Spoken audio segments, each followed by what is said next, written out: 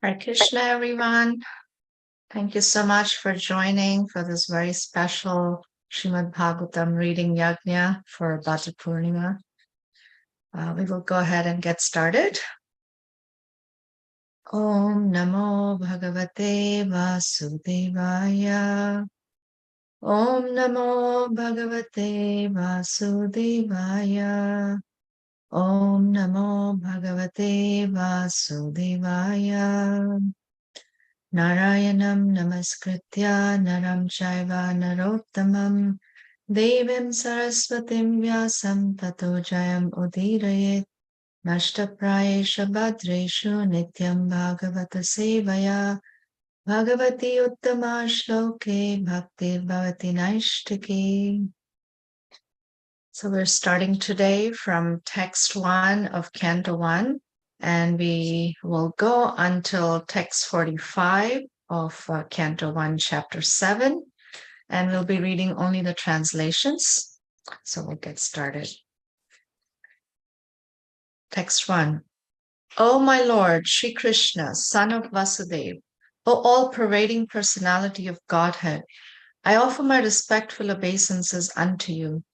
I meditate upon Lord Sri Krishna because he is the absolute truth and the primeval cause of all causes of the creation, sustenance, and destruction of the manifested universes.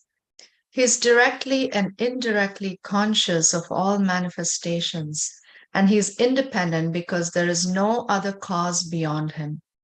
It is he only who first imparted the Vedic knowledge unto the heart of Brahmaji, the original living being. By him, even the great sages and demigods are placed into illusion, as one is bewildered by the illusory representations of water seen in fire or land seen on water. Only because of him do the material universes temporarily manifested by the reactions of the three modes of nature appear factual, although they're unreal.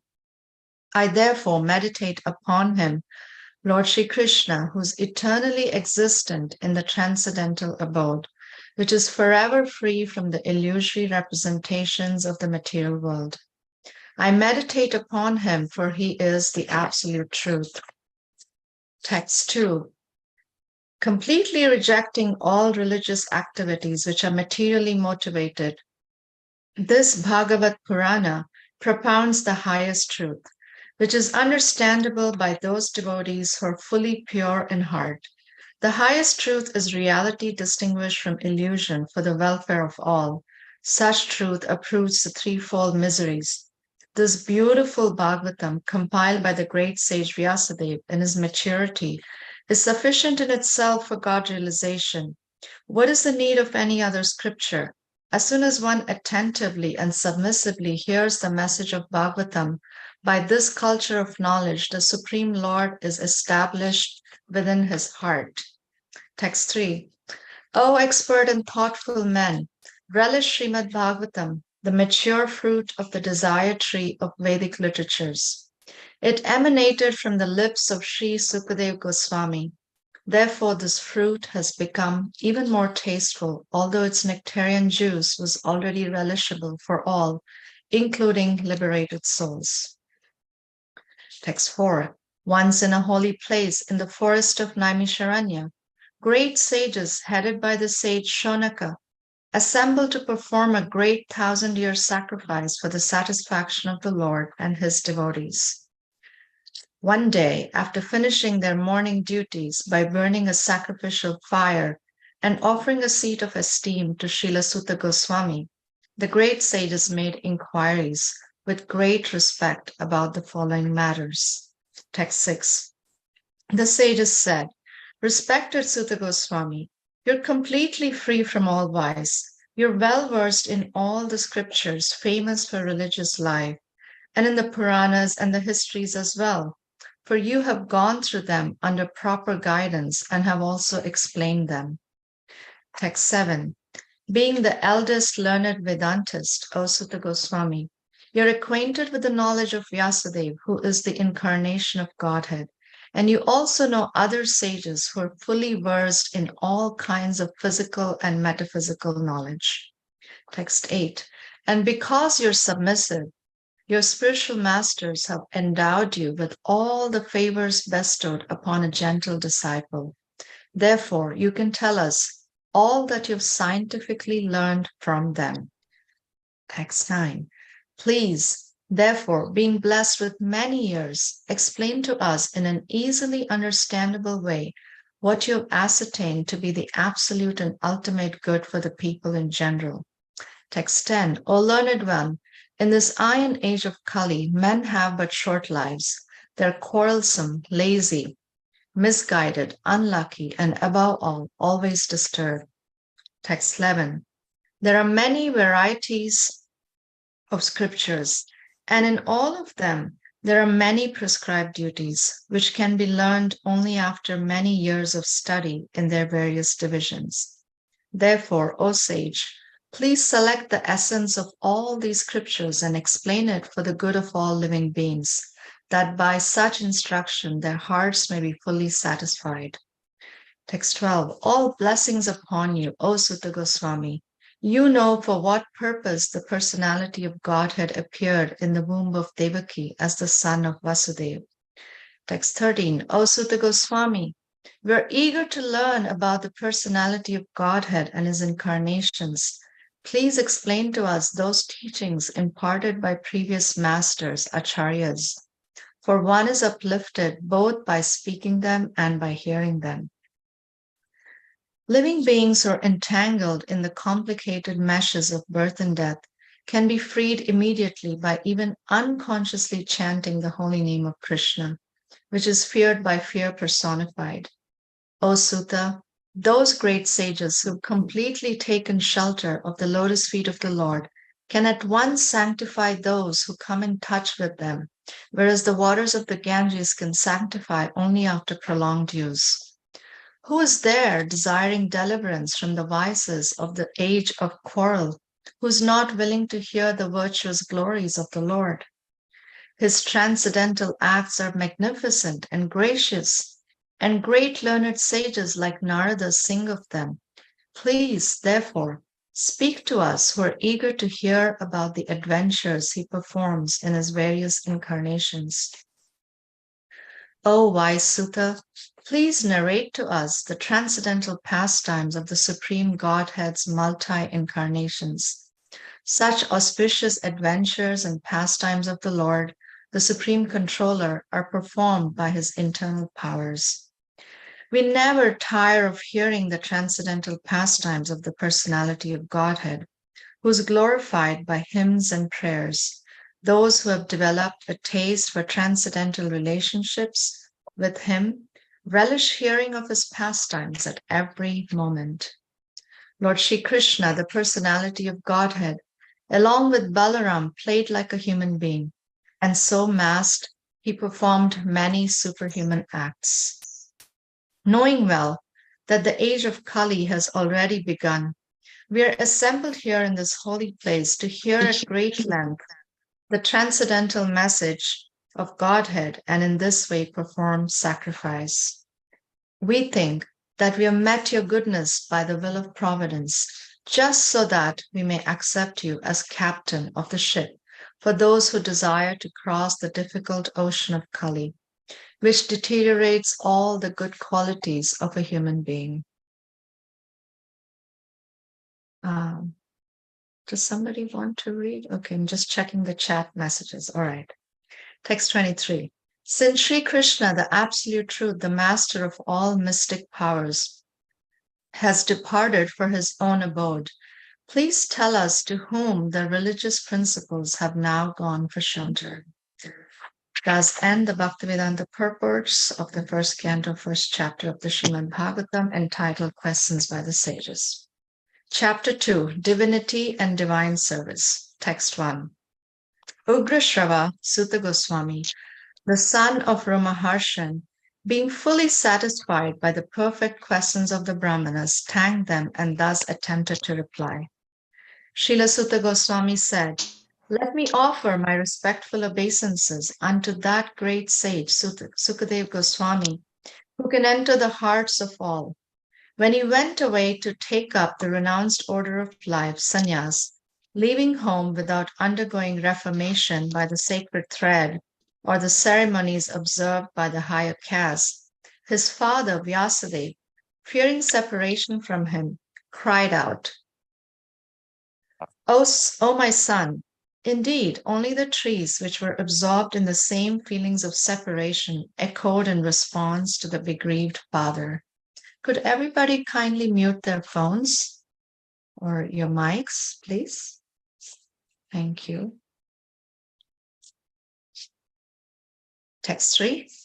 Let me offer my respectful obeisances unto him, Shuka, the spiritual master of all sages, the son of Vyasadeva, who out of his great compassion for those gross materialists who struggle to cross over the darkest regions of material existence, spoke this most confidential supplement to the cream of Vedic knowledge after having personally assimilated it by experience.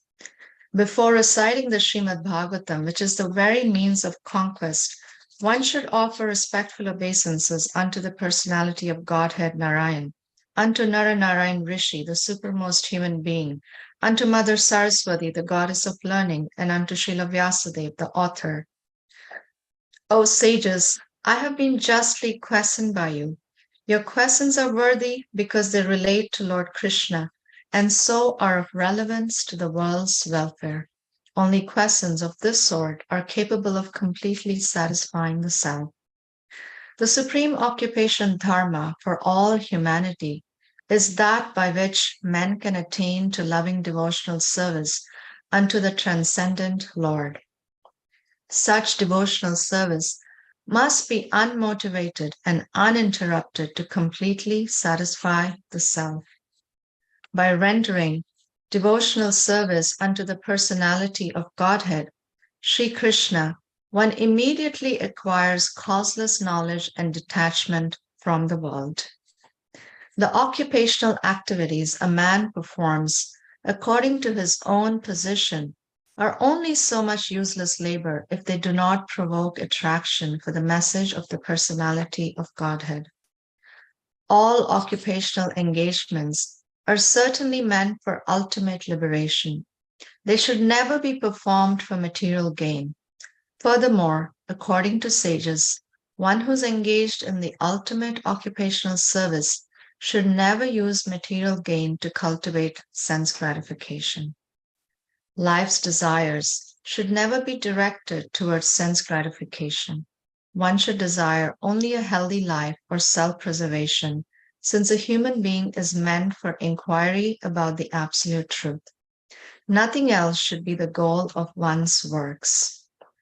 Learned transcendentalists who know the absolute truth call this non-dual substance Brahman, Paramatma, or Bhagavan.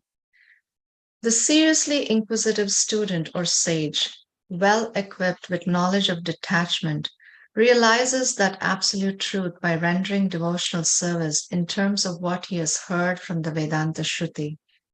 O best among the twice born, it is therefore concluded that the highest perfection one can achieve by discharging the duties prescribed for one's own occupation according to caste divisions and orders of life is to please the personality of Godhead.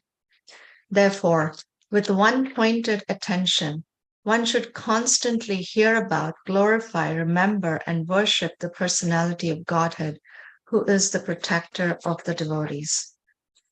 With sword in hand, intelligent men cut through the binding knots of reactionary work, karma, by remembering the personality of Godhead. Therefore, who will not pay attention to this message? O twice born sages, by serving those devotees who are completely freed from all vice, great service is done. By such service, one gains affinity for hearing the messages of Vasudeva. Sri Krishna, the personality of Godhead, who is the Paramatma, supersoul in everyone's heart, and the benefactor of the truthful devotee, cleanses desire for material enjoyment from the heart of the devotee who has developed the urge to hear his messages, which are in themselves virtuous when properly heard and chanted. By regular attendance in classes on the Bhagavatam, and by rendering of service to the pure devotee, all that is troublesome to the heart is almost completely destroyed, and loving service unto the personality of Godhead, who is praised with transcendental songs, is established as an irrevocable fact. As soon as irrevocable loving service is established in the heart, the effects of nature's modes of passion and ignorance, such as lust, desire, and hankering, disappear from the heart. Then the devotee is established in goodness and he becomes completely happy. Thus established in the mode of unalloyed goodness, the man whose mind has been enlivened by contact with devotional service to the Lord gains positive scientific knowledge of the personality of Godhead in the stage of liberation from all material association. Thus, the knot in the heart is pierced, and all misgivings are cut to pieces. The chain of fruitive actions is terminated when one sees the self as master. Certainly, therefore, since time immemorial, all transcendentalists have been rendering devotional service to Lord Krishna, the personality of Godhead, with great delight, because such devotional service is enlivening to the self. The transcendental personality of Godhead is indirectly associated with the three modes of material nature, namely passion, goodness, and ignorance. And just for the material world's creation, maintenance, and destruction, he accepts the three qualitative forms of Brahma, Vishnu, and Shiva. Of these three, all human beings can derive ultimate benefit from Vishnu, the form of the quality of goodness. Firewood is a transformation of earth, but smoke is better than the raw wood, and fire is still better, for by fire we can derive the benefits of superior knowledge through Vedic sacrifices. Similarly, passion or rajas is better than ignorance, tamas, but goodness, sattva, is best because by goodness one can come to realize the absolute truth. Previously, all the great sages rendered service unto the personality of Godhead due to his existence above the three modes of material nature. They worshipped him to become free from material conditions and thus derive the ultimate benefit. Whoever follows such great authorities is also eligible for liberation from the material world. Those who are serious about liberation are certainly non-envious and they respect all. Yet they reject the horrible and ghastly forms of the demigods and worship only the all-blissful forms of Lord Vishnu and his plenary portions. Those who are in the modes of passion and ignorance worship the forefathers, other living beings, and the demigods who are in charge of cosmic activities, for they're urged by a desire to be materially benefited by woman, wealth, power, and progeny. In the revealed scriptures, the ultimate object of knowledge is Sri Krishna, the personality of Godhead. The purpose of performing sacrifice is to please him. Yoga is for realizing him. All fruitive activity. I'm sorry? Somebody want to say something? All right. All fruitive activities are ultimately rewarded by him only. He is supreme knowledge, and all severe austerities are performed to know him. Religion, dharma, is rendering loving service unto him. He is the supreme goal of life. In the beginning of the material creation, that absolute personality of Godhead, Vasudev, in his transcendental position, created the energies of cause and effect by his own internal energy. After creating the material substance, the Lord, Vasudev, expands himself and enters into it. And although he is within the material modes of nature and appears to be one of the created beings, he is always fully enlightened in his transcendental position. The Lord as Supersoul pervades all things, just as fire permeates wood. And so he appears to be of many varieties, though he is the absolute one without a second. The supersoul enters into the bodies of the created beings who are influenced by the modes of material nature and causes them to enjoy the effects of these modes by the subtle mind. Thus, the Lord of the universes maintains all planets inhabited by demigods, men, and lower animals. Assuming the roles of incarnations, he performs pastimes to reclaim those in the mode of pure goodness.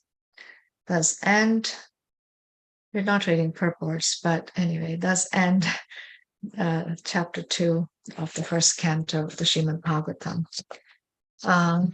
Would somebody like to read? I see Kasturi Manjari's name Yeah, here. Mataji, I can read, Mataji. Okay. Chapter 3, Krishna is the source of all incarnations. Sutta said, in the beginning of the creation, the Lord first expanded himself in the universal form of the Purusha incarnation and manifested all the ingredients for the material creation. And thus, at first, there was the creation of the 16 principles of material action. This was for the purpose of creating the material universes. A part of the Purusha lies down within the water of the universe. From the navel lake of his body sprouts a lotus stem, and from the lotus flower atop this stem, Brahma, the master of all engineers in the universe, becomes manifest. It is believed that all the universal planetary systems are situated on the extensive body of Purusha, but he has nothing to do with the created material ingredients. His body is eternally in spiritual existence par excellence. Text 4. The devotees with their perfect eyes see the transcendental form of the Purusha who has thousands of legs, thighs, arms, and faces, all extraordinary. In that body, there are thousands of heads, ears, eyes, and noses. They are decorated with thousands of helmets and glowing earrings and are adorned with garlands. The form, the second manifestation of the Purusha, is the source and indestructible seed of multifarious incarnations within the universe. From the particles and portions of this form, different living entities like demigods, men, and others are created. First of all, in the beginning of creation, there were the four unmarried sons of Brahma, the Kumaras, who, being situated in a vow of celibacy, underwent severe austerities for realization of the absolute truth. The supreme enjoyer of all sacrifices accepted the incarnation of a boar, the second incarnation, and for the welfare of the earth, he lifted the earth from the nether regions of the universe. In the millennium of the rishis, the personality of God had accepted the three empowered incarnations in the form of Devarishi Narada, who is a great sage among the demigods. He collected expositions of the Vedas which deal with devotional service and which inspire non-fruitive actions. In the fourth incarnation, the Lord became Nar and Narayan, the twin sons of wife of King Dharma. Thus, he undertook severe and exemplary penances to control the senses. The fifth incarnation, named Lord Kapila, is foremost among perfected beings. He gave an exposition of the creative elements and metaphysics to Asuri Brahmana, for in course of time this knowledge had been lost. The sixth incarnation of the Purusha was the son of sage Atri. He was born from the womb of Anasuya, who prayed for an incarnation. He spoke on the subject of transcendence to Alarka, Pralada, and others, Yadu, Haya, etc. The seventh incarnation was Yajna, the son of Prajapati Ruchi and his wife Akuti. He controlled the period during the change of Swambhu Manu and was assisted by demigods such as his son Yama. The eighth incarnation was King Rishabh, son of King Nabhi and his wife Meru Devi. In this incarnation, the Lord showed the path of perfection, which is followed by those who have fully controlled their senses and who are honored by all orders of life. O Brahmanas, in the ninth incarnation, the Lord prayed for by sages, accepted the body of a king Prithu, who cultivated the land to yield various produce, and for that reason the earth was beautiful and attractive. When when there was a complete inundation after the period of Chakshusa Manu, and the whole world was deep within water, the Lord accepted the form of a fish and protected Vavaswata Manu, keeping him up on a boat. The 11th incarnation of the Lord took the form of a tortoise whose shell served as a pivot for the Mandrachala Mandrachal hill, which was being used as a churning rod by the theists and atheists of the universe. In the 12th incarnation, the Lord appeared as Dhanvantari, and in the 13th, he allured the atheist by churning beauty of a woman and gave nectar to the demigods to drink. In the 14th incarnation, the Lord appeared as Narsimha and bifurcated the strong body of the atheist Hiranyakashipu with his nails, just as a carpenter pierces cane. In the 15th incarnation, the Lord assumed the form of a dwarf Brahmana, Vamana, and visited the arena of sacrifice arranged by Maharaj Bali. Although at heart he was willing to regain the kingdom of the three planetary systems, he simply asked for a donation of 3 steps of land. In the 16th incarnation of the Godhead, the Lord, as Bhrigupati, annihilated the administrative class, Kshatriyas, 21 times, being angry with them because of their rebellion against the Brahmanas, the intelligent class. Thereafter, in the 17th incarnation of Godhead, Sri Vyasadeva appeared in the womb of Satyavati through Parashar Muni, and he divided the one Veda into several branches and sub branches, seeing that the people in general were less intelligent. In the 18th incarnation, the Lord appeared as King Ram.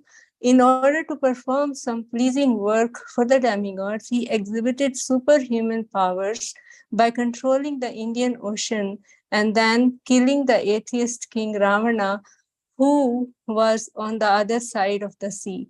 In the 19th and 20th incarnation, the Lord advented himself as Lord Balram and Lord Krishna in the family of Vrishni, the Yadu dynasty, and by so doing, he removed the burden of the world. Then, in the beginning of Kali Yuga, the Lord will appear as Lord Buddha, the son of Anjana, in the province of Gaya, just for the purpose of deluding those who are envious of the faithful theist. Thereafter, at the conjunction of 2 yugas, the Lord of the creation will take his birth as Kalki incarnation and become the son of Vishnu Yasha. At this time, almost all the rulers of the earth will have degenerated into plunderers. O Brahmanas, the incarnation of the Lord are innumerable, like rivulets flowing from inexhaustible sources of water. All the rishis, manus, demigods, and descendants of Manu, who are especially powerful, are plenary portions or portions of the plenary portions of the Lord. This also includes the Prajapatis. Text 28. All of the above mentioned incarnations are either plenary portions or portions of the plenary portions of the Lord. But Lord Sri Krishna is the original personality of Godhead. All of them appear on planets whenever there is a disturbance created by the atheists. The Lord incarnates to protect the theists. Whoever carefully recites the mysterious appearances of the Lord with devotion in the morning and in the evening gets relief from all miseries of life. The conception of the Virat universal form of the Lord as appearing in the material world is imaginary. It is to enable the less intelligent and neophytes to adjust to the idea of Lord's having form. But factually, the Lord has no material form. Clouds and dust are carried by the air, but less intelligent persons say that the sky is cloudy and the air is dirty. Similarly, they also implant material bodily conceptions on the spirit self.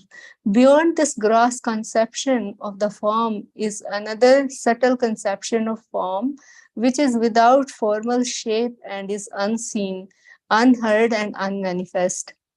The living being has his form beyond this subtlety. Otherwise, he couldn't have repeated births. Whenever a person experiences by self realization that both the gross and subtle bodies have nothing to do with the pure self, at that time he sees himself as well as the Lord. If the illusory energy subsides and the living entity becomes fully enriched with knowledge by the grace of the Lord, then he becomes at once enlightened with self realization and thus becomes situated in his own glory. Thus, learned men describe the births and activities of the unborn and inactive, which is indiscoverable even in the Vedic literatures. He is the Lord of the heart. Text 36. The Lord, whose activities are always spotless, is the master of the six senses and is fully omnipotent with six opulences. He creates the manifested universes, maintains them, and annihilates them without being in the least without being in the least affected. He is within every living being and is always independent. The foolish, with a poor fund of knowledge, cannot know the transcendental nature of the forms, names, and activities of the Lord, who is playing like an actor in a drama, nor can they express such things neither in their speculations nor in their words. Only those who render unreserved, uninterrupted, favorable service onto the lotus feet of Lord Krishna, who carries the wheel of the chariot in his hand, can know the creator of the universe in his full glory, power, and transcendence. Only by making such inquiries in this world can one be successful and perfectly cognizant, for such inquiries invoke transcendental ecstatic love onto the personality of Godhead, who is proprietor of all the universes and guarantees 100% immunity from the dreadful repetition of birth and death. This Srimad Bhagavatam is the literary incarnation of God, and it is compiled by Srila Vyasadeva, the incarnation of God.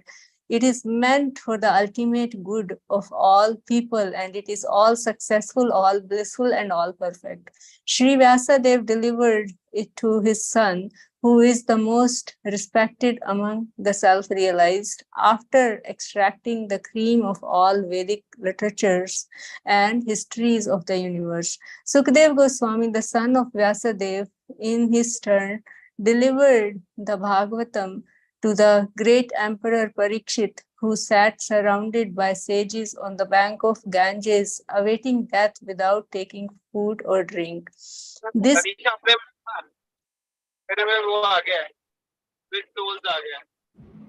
Kasturi, can you please turn on your video, please? Oh, actually, I'm okay.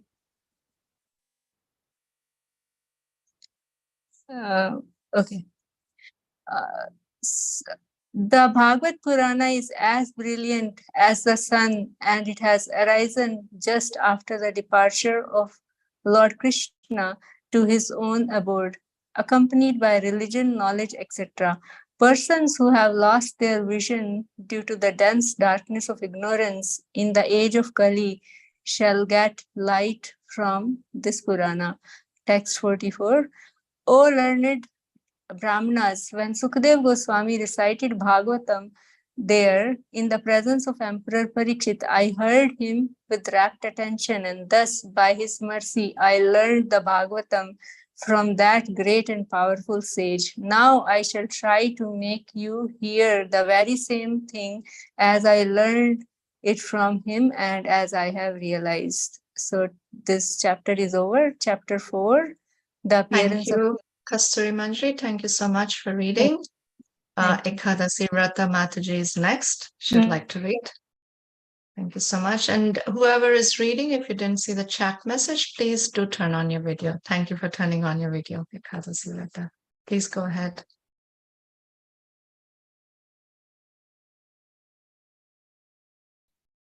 Please unmute yourself, Ekadasi Vrata. You're on mute. Sorry. Yes. Chapter 4, The Appearance of Sri Narada.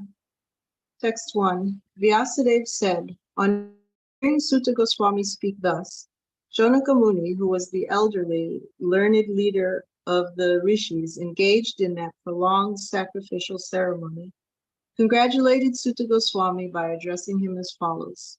2. Shonaka said, O Sutta Goswami, you are the most fortunate and respected of all those who can speak and recite. Please relate the pious message of the Srimad Bhagavatam, which was spoken by the great and powerful sage Shukadeva Goswami. 3. In what period and at what place was this first begun? And why was this taken up? From where did Krishna Dvaipayana Vyas, the great sage, get the inspiration to compile this literature? 4. His, Vyasadev's son, was a great devotee, an equibalanced monist, whose mind was always concentrated in monism. He was transcendental to mundane activities, but being unexposed, he appeared like an ignorant person. 5.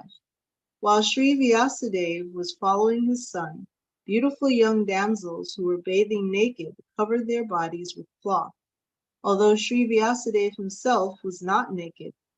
But they had not done so when his son had passed. The sage inquired about this, and the young ladies replied that his son was purified, and when looking at them made no distinction between male and female. But the sage made such distinctions. 6. How was he, Srila Shukadeva, the son of Vyas, recognized by the citizens when he entered the city of Hastinapur, now Delhi, after wandering in the provinces of Kuru and Jangala, appearing like a madman, dumb and retarded? 7. How did it so happen that King Parikshit met this great sage, making it possible for this great transcendental essence of the Vedas, Bhagavatam, to be sung to him? 8.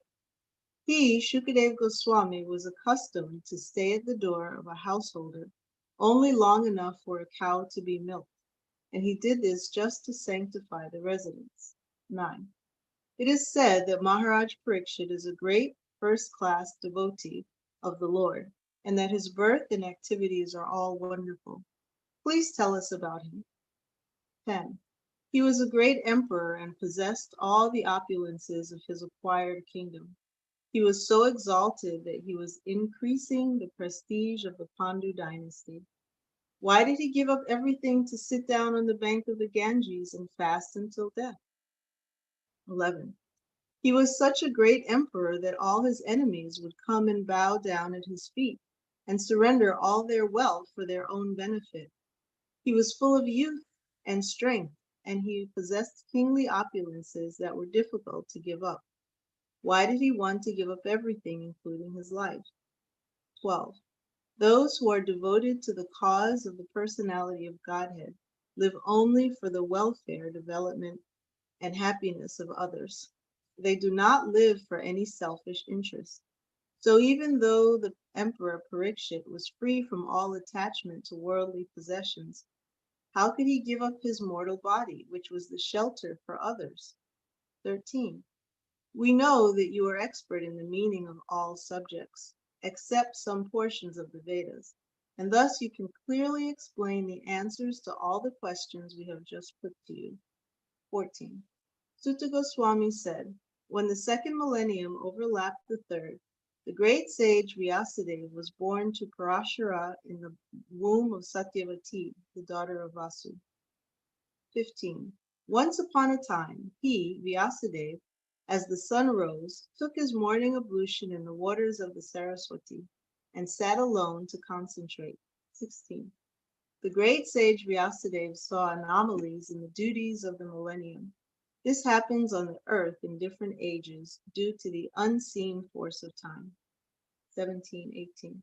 The great sage, who was fully equipped in knowledge, could see through his transcendental vision the deterioration of everything material due to the influence of the age.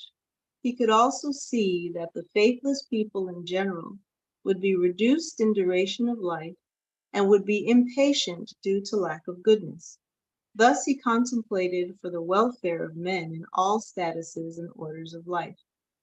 19. He saw that the sacrifices mentioned in the Vedas were means by which the people's occupations could be purified, and to simplify the process, he divided the one Veda into 4 in order to expand them among men.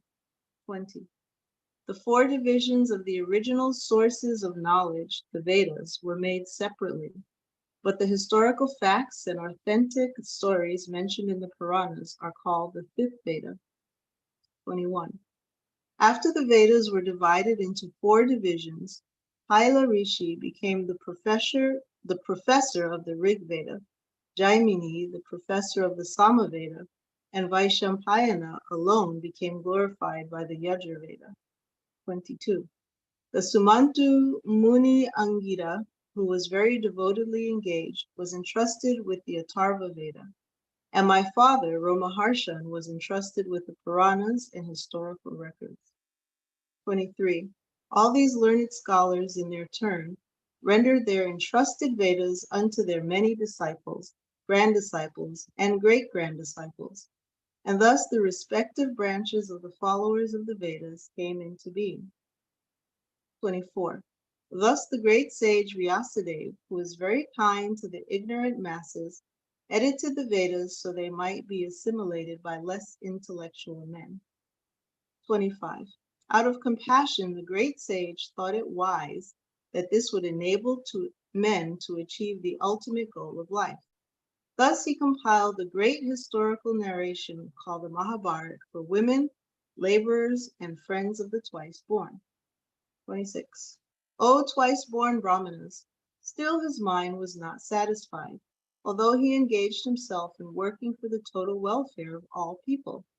27. Thus the sage, being dissatisfied at heart, at once began to reflect, because he knew the essence of religion, and he said within himself, 28-29, I have, under strict disciplinary vows, unpretentiously worshipped the Vedas, the spiritual masters, and the altar of sacrifice. I have also abided by the rulings and have shown the import of disciplic succession through the explanation of the Mahabharata, by which even women, Shudras, and others, friends of the twice born, can see the path of religion. 30. I am feeling incomplete, though I myself am fully equipped with everything required by the Vedas. 31. This may be because I did not specifically point out the devotional service of the Lord, which is dear both to perfect beings and to the infallible Lord. 32. As mentioned before, Narada reached the cottage of Krishna Dvaipayana Vyas on the banks of the Saraswati, just as Vyasadeva was regretting his defects. 33. At the auspicious arrival of Sri Narada, Sri Vyasadeva got up respectfully and worshipped him, giving him veneration equal to that given to Brahmaji, the creator. Thank you. Mother Shikshashtika, you would like to go next? Yeah, yes, Mataji. Chapter 5. Narada's instructions on Srimad Bhagavatam for Vyasadeva. Text 1. Your voice is a bit low. Oh. Good. How about Yeah. now, Mataji? Is good? Better. It's better. Suta Goswami said, thus the sage amongst the god Narada, comfortably seated and apparently smiling, addressed the rishi amongst the Brahmanas, Veda Vyasa. Text 2. Addressing Vyasadeva, the son of Parashara, Narada inquired, are you satisfied by identifying with the body or the mind as objects of self-realization? 3. Your inquiries were full and your studies were also well fulfilled. And there is no doubt that you have prepared a great and wonderful work, the Mahabharata, which is full of all kinds of Vedic sequences elaborately explained. 4. You have fully delineated the subject of impersonal Brahmana as well as the knowledge derived therefrom. Why should you be despondent in spite of all this, thinking that you are undone, my dear Prabhu? 5. Sri Vyasadeva said, all you have said about me is perfectly correct. Despite all this, I am not pacified.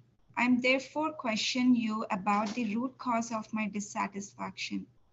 For you are a man of unlimited knowledge due to your being the offspring of one Brahma, who is self-born without mundane father and mother. Text 6. My Lord, everything that is mysterious is known to you because you worship the creator and destroyer of the material world and the maintainer of the spiritual world, the original personality of Godhead, who is transcendental to the three modes of material nature. 7. Like the sun, your goodness can travel everywhere in the three worlds, and like the air, you can penetrate the internal region of everyone. As such, you are as good as all pervasive supersoul.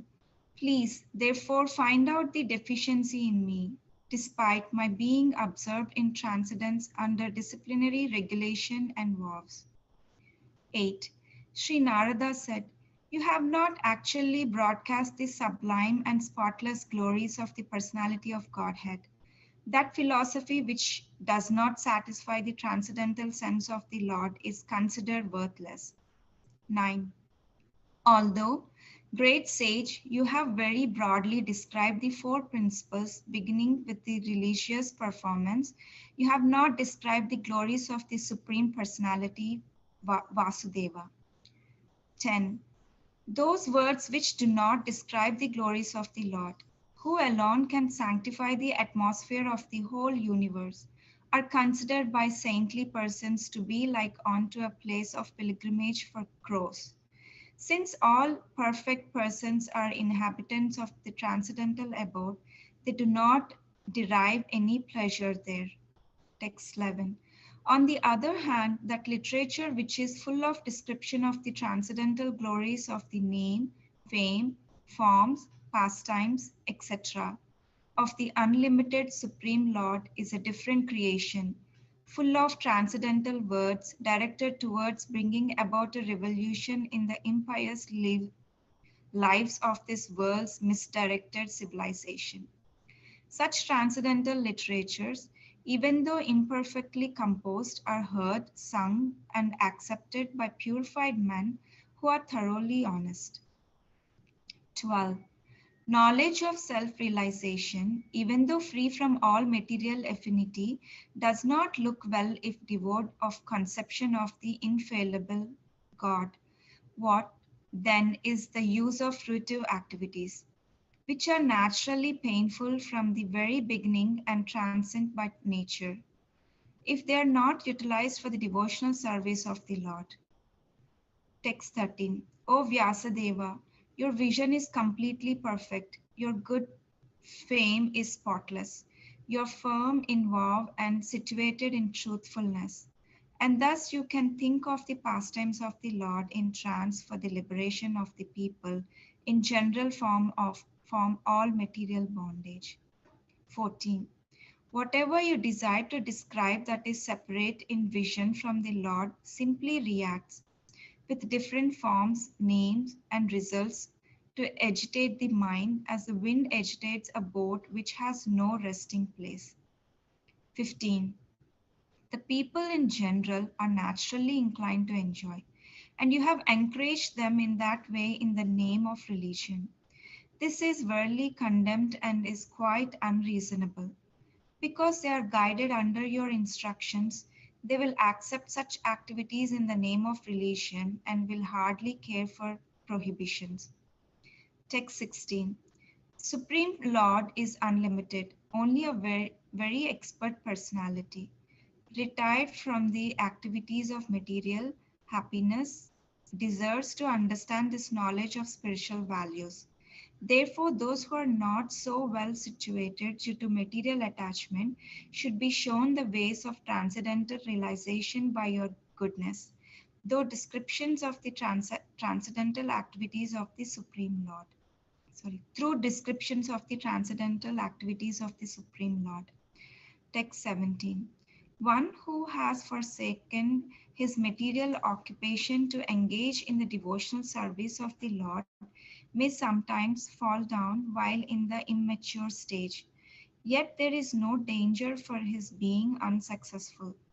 On the other hand, a non devotee, through fully engaged in occupational duties, does not gain anything. Text 18. Persons who are actually intelligent and philosophical inclined should endeavor only for that purposeful end which is not obtainable even by wandering from the topmost planet Brahmaloka down to the lowest planet Patala. As far as happiness derived from sense enjoyment is concerned, it can be obtained automatically in course of time. Just in course of time we obtain miseries even though we do not desire them. Text 19. My dear Vyasa, even though a devotee of Lord Krishna sometimes fall down somehow or other, he certainly does not undergo material existence like others, fruitive workers, etc. Because a person who has once relished the taste of the lotus feet of the Lord can do nothing but remember that ecstasy again and again. 20. The Supreme Lord Personality of Godhead is himself this cosmos, and still he is aloof from it. From him only has this cosmic manifestation emanated. In him it rests, and onto him it enters after annihilation. Your good self knows all about this. I have given only a synopsis. Text 21. Your goodness has perfect vision. You yourself can know the super soul personality of Godhead because you are present as the plenary portion of the Lord. Although you are birthless, you have appeared on this earth for the well-being of all people. Please, therefore, describe the transcendental pastimes of the Supreme Personality of Godhead, Sri Krishna, more vividly. 22. Learned circles have positively concluded that the infallible purpose of the advancement of knowledge, namely austerities, study of the Vedas, sacrifice, chanting of hymn, and charity, culminates in the transcendental description of the Lord, who is defined in the choice poetry. 23. O Muni, in the last millennium, I was born as the son of certain maid servant engaged in the service of Brahmanas who were following the principles of Vedanta. When they were living together during the 4 months of the rainy season, I was engaged in their personal service. Text 24. Although they were impartial by nature, those followers of the Vedanta blessed me with their causeless mercy. As far as I was concerned, I was self-controlled and had no attachment for sports, even though I was a boy. In addition, I was not naughty, and I did not speak more than required. 25. Once only by their permission, I took the remnants of their food, and by so doing all my sins were at once eradicated. Thus being engaged, I became purified in heart, and at that time the very nature of the transcendentalist became attractive to me. Text 26. O Vyasadeva, in that association and by the mercy of those great Vedantists, I could hear them describe the attractive activities of Lord Krishna, and thus listening attentively, my taste for hearing of the personality of Godhead increased at every step. 27. O great sage, as soon as I got a taste of the personality of Godhead, my attention to hear of the Lord was unflinching. And as my taste developed, I could realize that it was only in my ignorance that I that I had accepted grass and subtle covering, for both the Lord and I are transcendental. 28. Thus, during two seasons, the rainy season and autumn, I had the opportunity to hear these great soul sages constantly chant the unadulterated glories of the Lord Hari.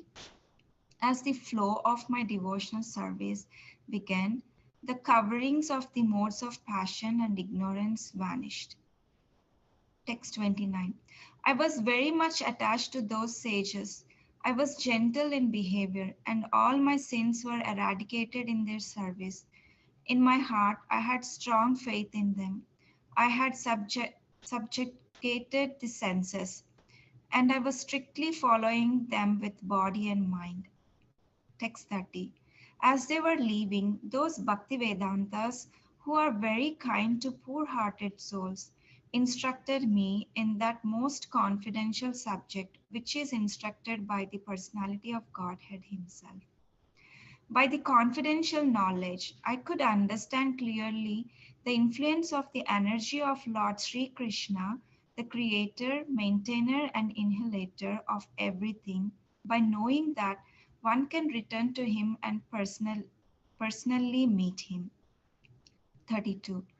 O Brahmana, Vyasadeva, it is decided by the learned that the best remedial measure for removing all troubles and miseries to be dedicate one's activities to the service of Supreme Lord Personality of Godhead, Sri Krishna. 33. O good soul, does not a thing applied therapeutically cure a disease which was caused by the very same thing? 34. Thus, when all man's activities are dedicated to the service of the Lord, those very activities which cause this perpetual bondage become the destroyer of the tree of work. 35. Whatever work is done here in this life for the satisfaction of the mission of the Lord is called Bhakti Yoga, or transcendental loving service to the Lord. And what is called knowledge becomes a concomitant factor. Text 36. While performing duties according to the order of Sri Krishna, the Supreme Personality of Godhead, one constantly remembers him, his names and his qualities. 37. Let us all chant the glories of Vasudeva along with the plenary expansion Pradyumna, Aniruddha and Sankarshana. 38.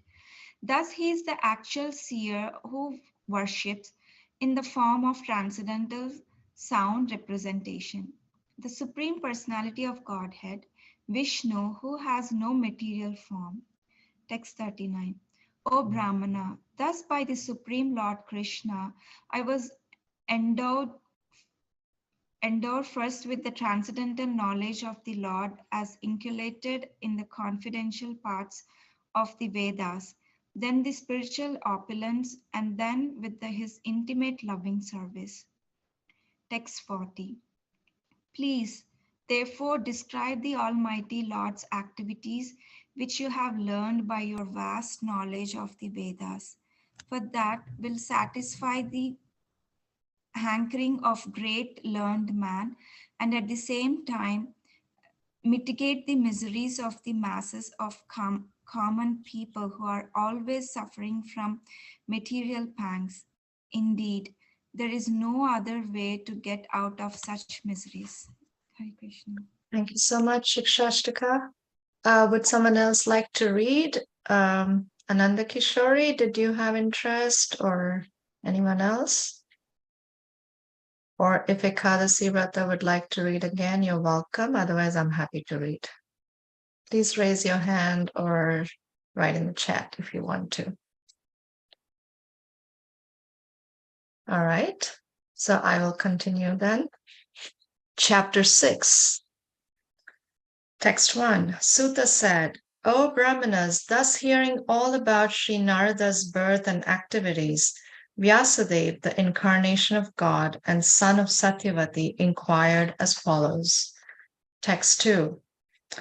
Sri Vyasadeva said, what did you, Narada, do after the departure of the great sages who had instructed you in scientific transcendental knowledge before the beginning of your present birth. 3. O son of Brahma, how did you pass your life after initiation, and how did you attain this body, having quit your old one in due course? 4. O great sage, time annihilates everything in due course. So how is it that this subject matter, which happened prior to this day of Brahma, is still fresh in your memory, undisturbed by time? 5. Sri Narada said, the great sages who had imparted scientific knowledge of transcendence to me departed for other places, and I had to pass my life in this way. 6. I was the only son of my mother, who was not only a simple woman but a maidservant as well. Since I was her only offspring, she had no other alternative for protection. She bound me with a tie of affection. 7. She wanted to look after my maintenance properly, but because she was not independent, she was not able to do anything for me. The world is under the full control of the Supreme Lord. Therefore, everyone is like a wooden doll in the hands of a puppet master.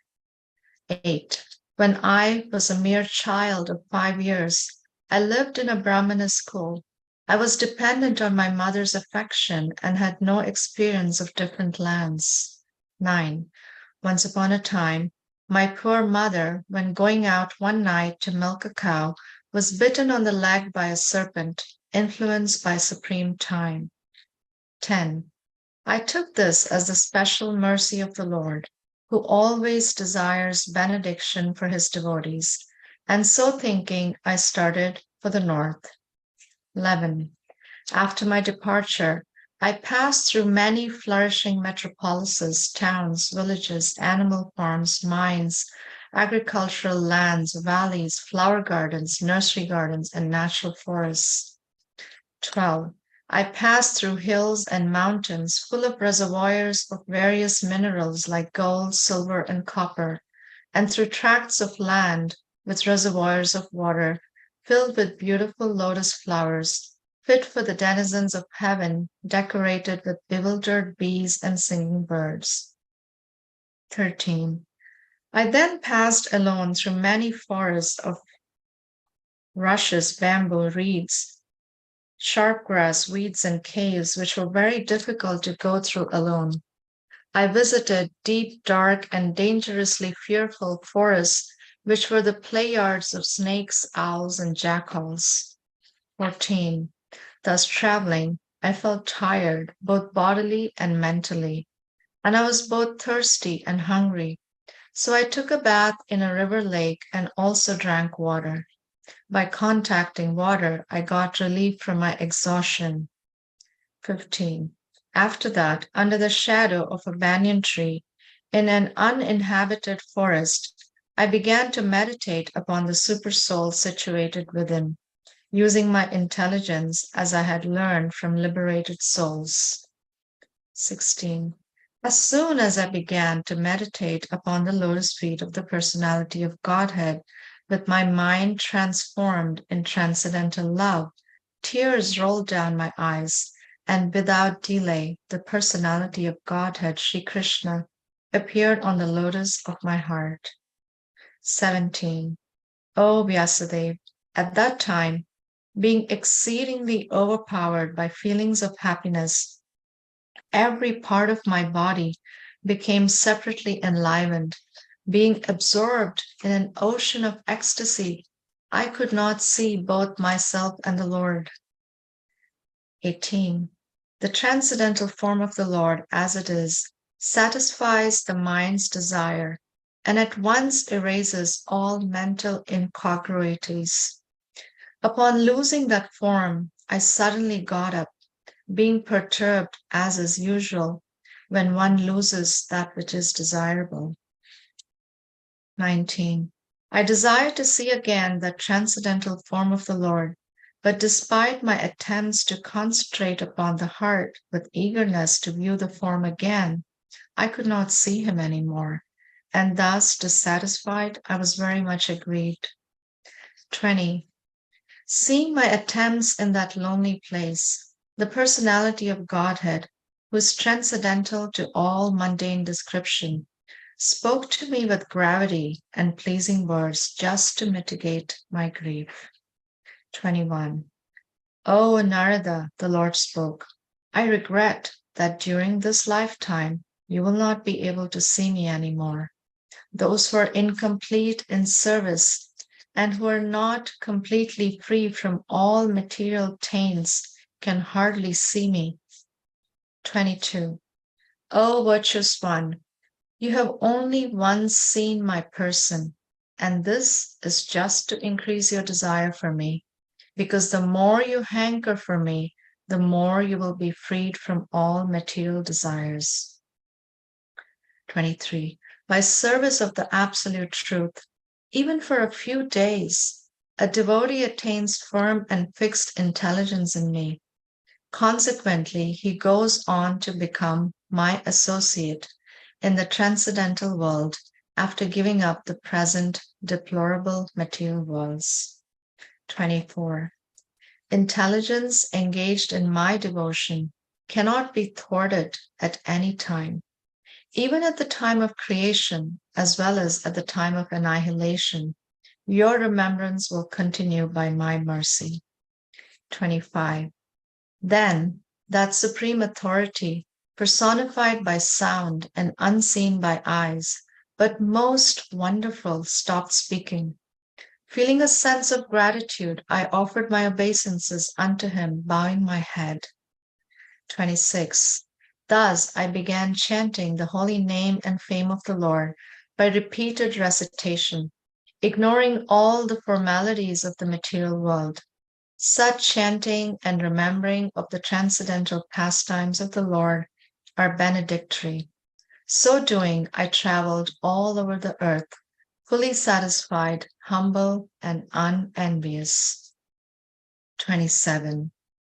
And so, O Brahmana Vyasadeva, in due course of time, I, who was fully absorbed in thinking of Krishna, and who therefore had no attachments, being completely freed from all material taints, met with death as lightning and illumination occur simultaneously. 28.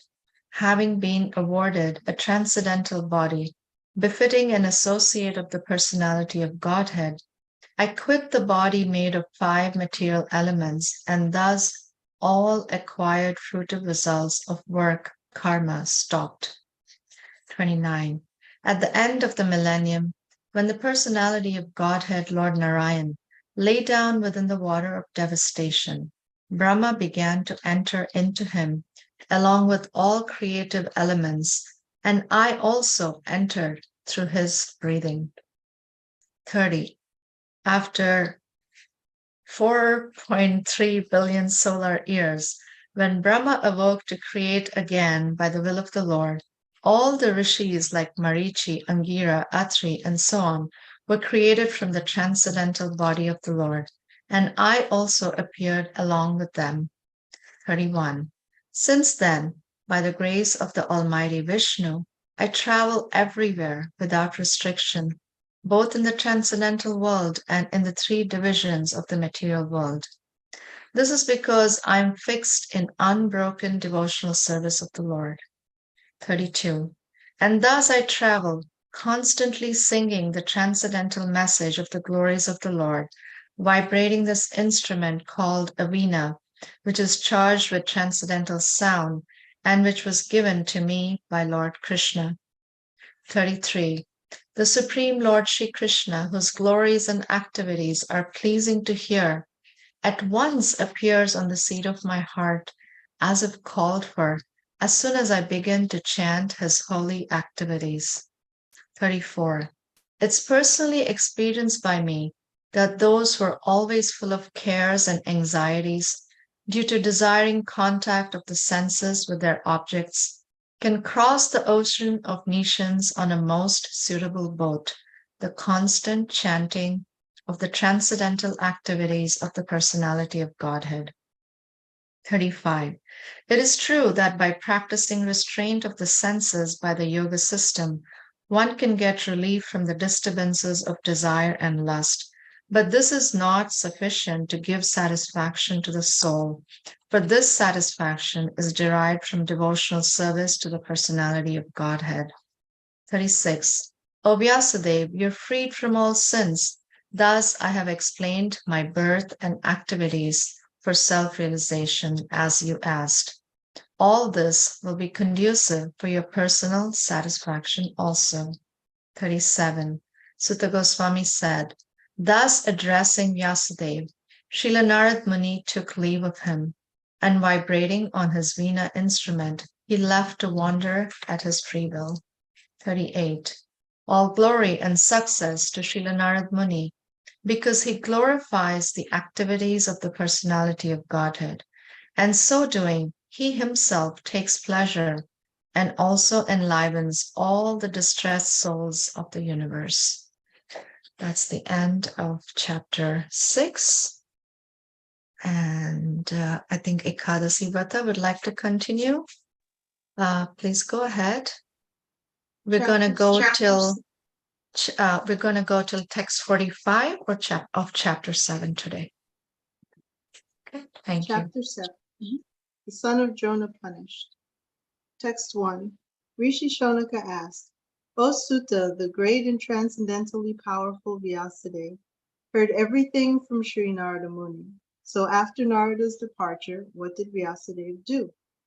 2. Sri Sutta said, on the western bank of the river Saraswati, which is intimately related with the Vedas, there is a cottage for meditation at Shamyaprash, which enlivens the transcendental activities of the sages. 3. In that place, Srila Vyasadeva, in his own ashram, which was surrounded by berry trees, sat down to meditate after touching water for purification. 4. Thus he fixed his mind, perfectly engaged it by linking it in devotional service, bhakti yoga, without any tinge of materialism.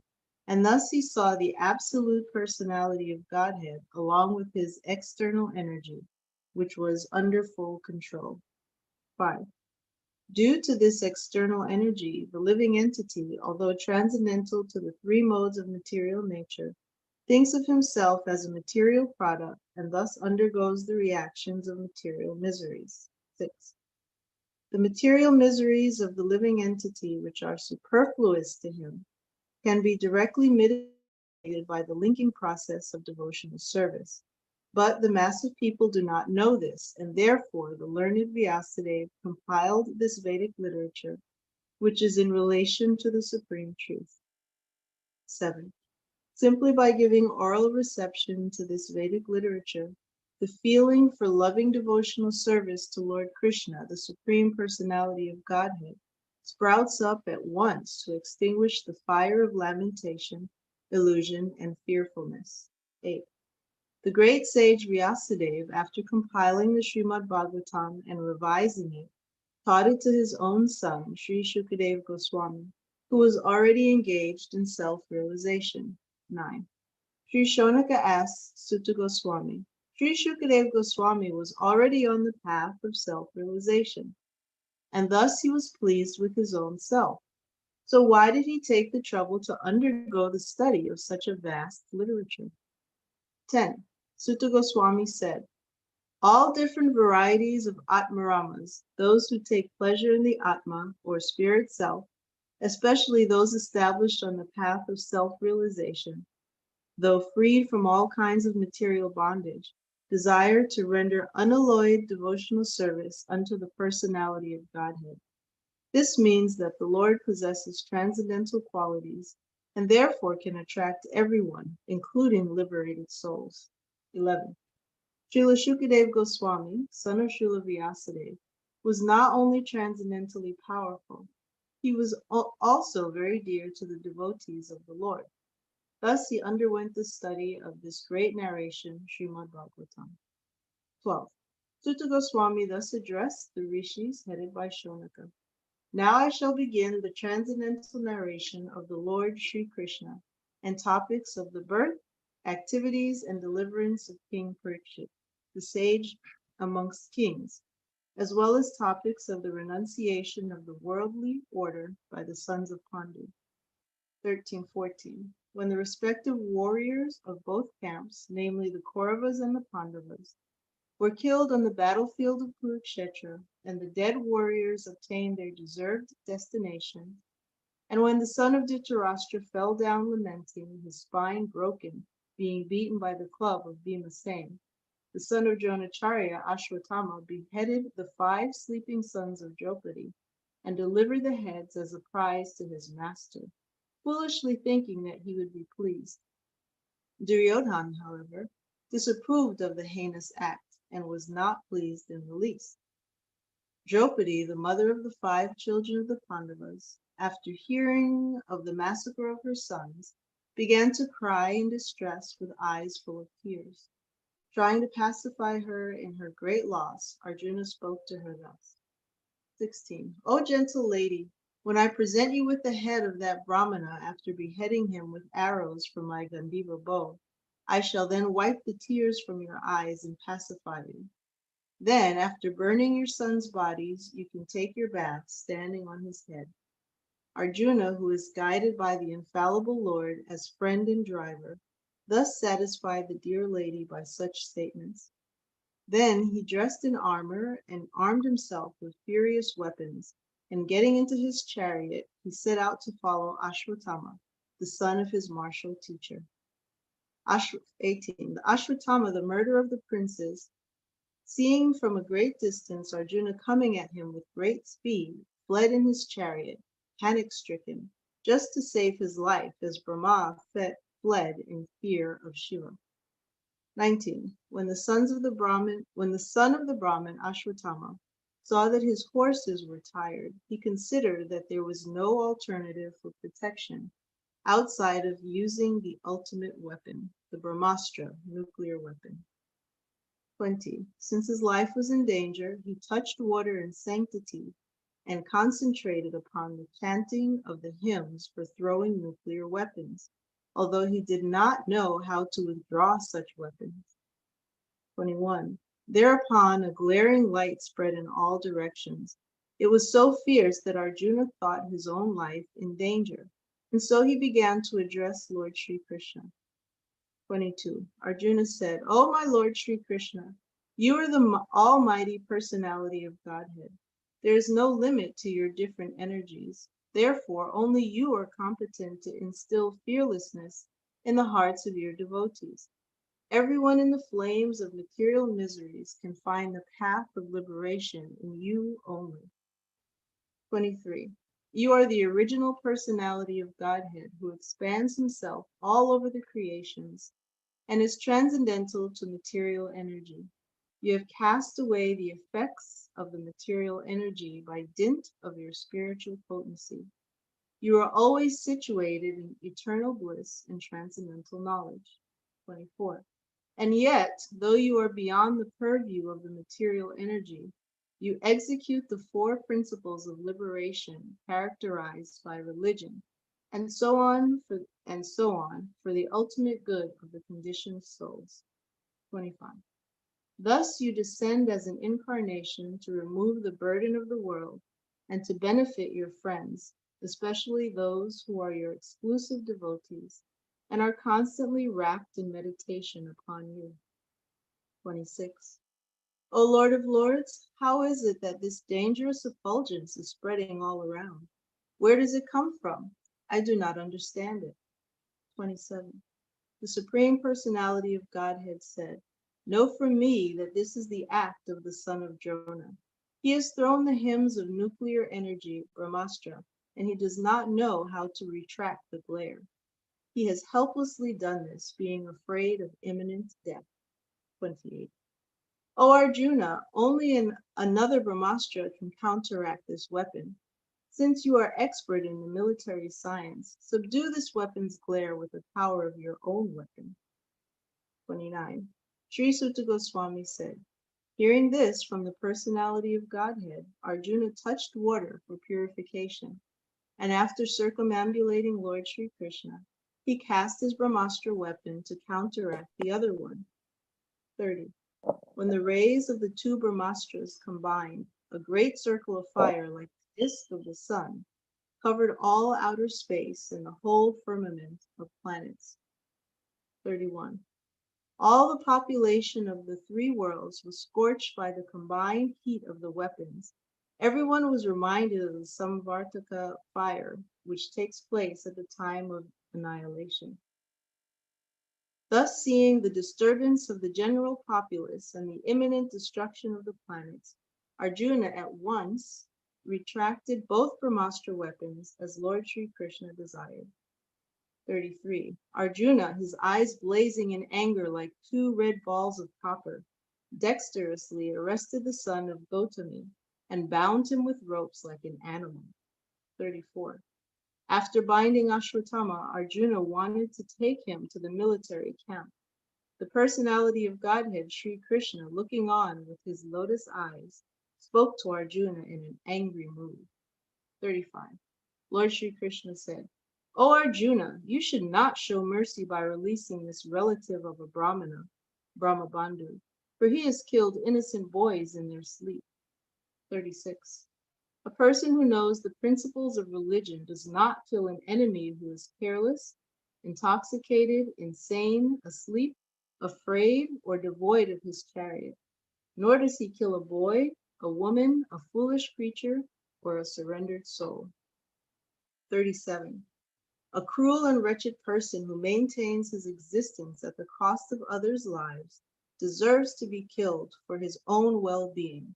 Otherwise, he will go down by his own actions. 38.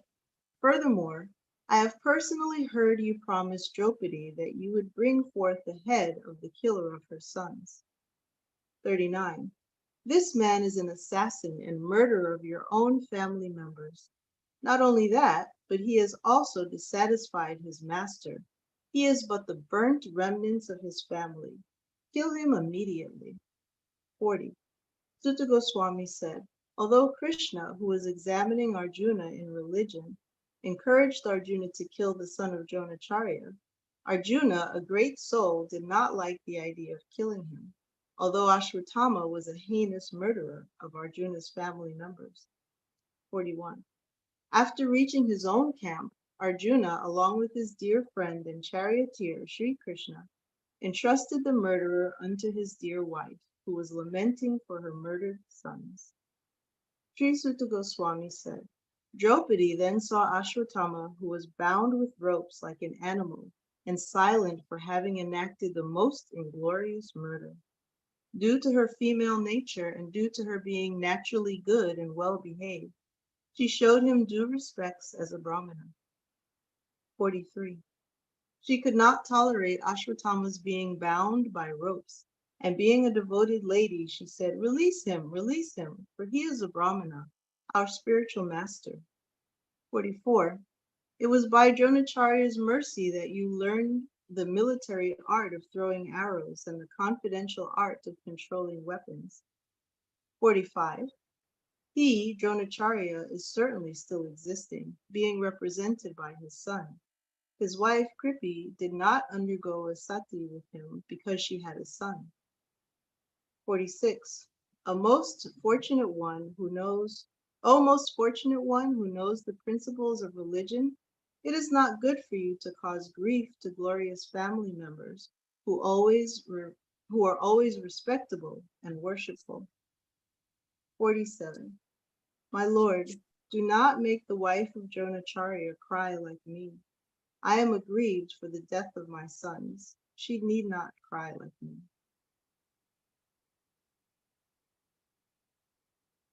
Okay, thank you. Yeah, we were supposed to end at 45, but no problem. Oh, Because sorry. this is nice. Draupadi is giving her reasons. Why don't you just read 48 and we can repeat from 46 tomorrow, because then she ends her reasons. 48. If the kingly administrative order, being unrestricted in sense control, offends the Brahmana order and enrages them, then the fire of that rage burns up the whole body of the royal family and brings grief upon them all. Okay, thank you. Perfect. This was so wonderful. Thank you all so much for joining. We still have another like 5.5 minutes or so. So if somebody would like to share some reflections, realizations, insights, any other thoughts just from today's reading, please do so. I welcome you all to do so. And don't feel shy.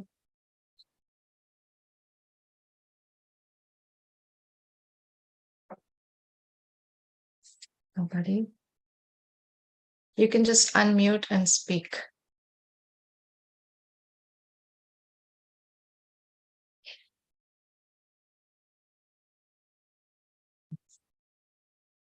Everyone is super shy. Should I call on you? Well, I like this. I mean, of course, it's all nectar, but this in the previous chapter, text 34, Narada Muni says, "It is personally experienced by me that those who are full of cares and anxieties, due to desiring contact of the senses with their objects, can cross the ocean of nescience on a most suitable boat.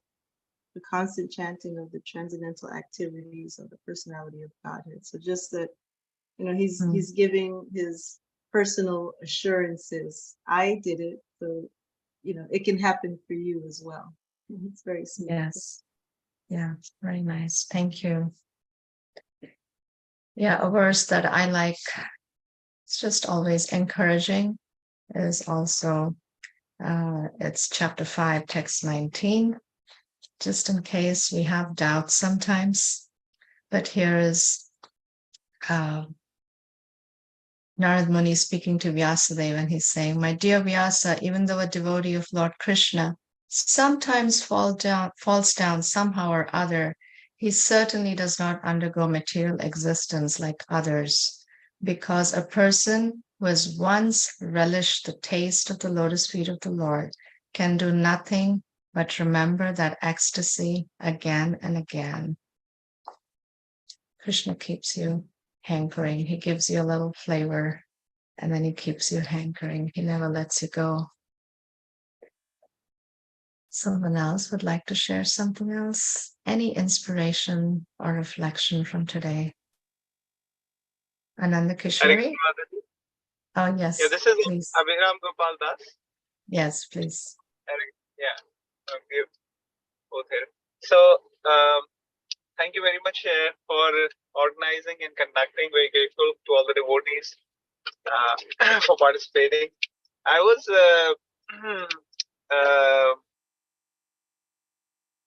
thinking about that shloka which Narad Muni is speaking when he is 5-year-old boy and his mother was bitten by the snake, and then the next shloka he's saying that I took this as a special mercy of the Supreme Lord.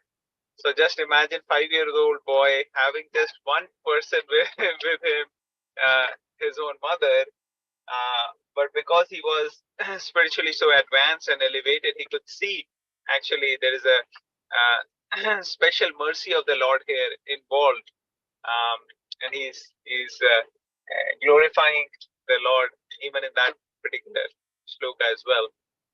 So that was quite interesting. Thank you.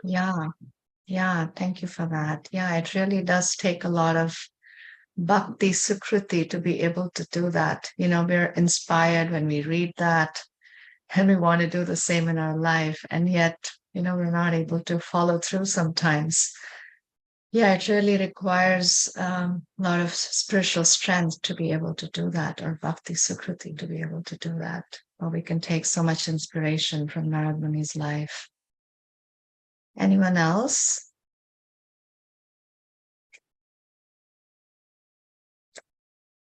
Okay, we're at 1 minute. Anyone would like to share something quickly? Okay, so thank you all so much for joining, and we shall continue this reading Yajna. Tomorrow we'll start off from text 46, and we will go till chapter 13, text 32. And I think it is Vaishnavi who's leading tomorrow. And thank you, Vaishnavi, also for hosting and broadcasting to YouTube and Facebook. Thank you so much. Hare Krishna. Thank you. Hare Krishna, everybody. Good night. Thank you very much. Hare Krishna.